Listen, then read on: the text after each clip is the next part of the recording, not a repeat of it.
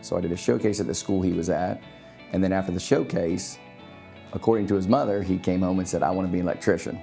So since I've been with him, we've gotten him, driving. He drives to work, he's responsible.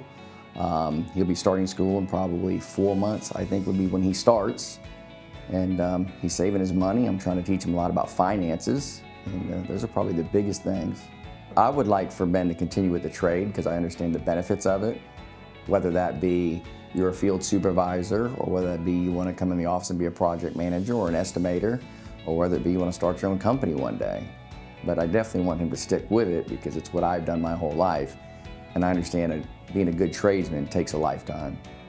What I've really gotten out of being a mentor is gratification. I feel life's been good to me, wanted to give back, and I found a path that I can do that in a non-biased way. And by exposing young people to what I do, like my dad exposed me to, gives me that fulfillment. She is phenomenal. She is a student now on a full tuition scholarship at NYU in New York. And she has an interest in the law. I'm an attorney, and so it was a perfect pairing from the beginning. We'd extend our time practically every time we spoke, and we'd find that we still had a ton to discuss.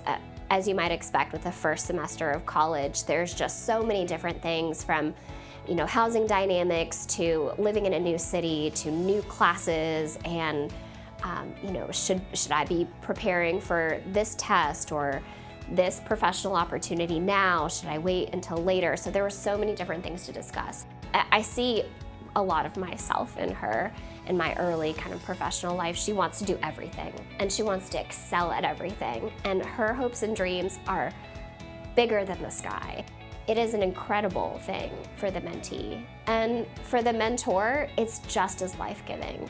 The opportunity to feel your professional path, helping to guide the way for the next generation is such a great feeling for the mentor, and so inspiring to know that what you're doing with your talent, your skill, your ability is really creating a legacy in someone else. So she is super smart, super creative, and she's very passionate about what she's doing now. So she's in her sophomore year at FAMU studying architecture, which obviously super challenging, degree to go for, but she's actually the top of her class. So as I said, super smart. Being able to talk to her on a monthly basis and chat about what are her challenges going on, where can I kind of help with that as well. It was just really a great way to be a bit more hands-on with Think Big for Kids.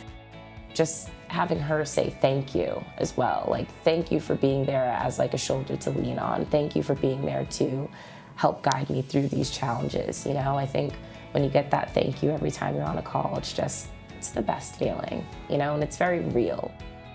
Sometimes it takes leaving the home to be able to recognize like, wow, I was, putting a lot of effort into everybody else or everything else other than myself. And now being able to take a step back and kind of have that own little special space to just focus on you at such a pivotal time in her life has been just awesome to see.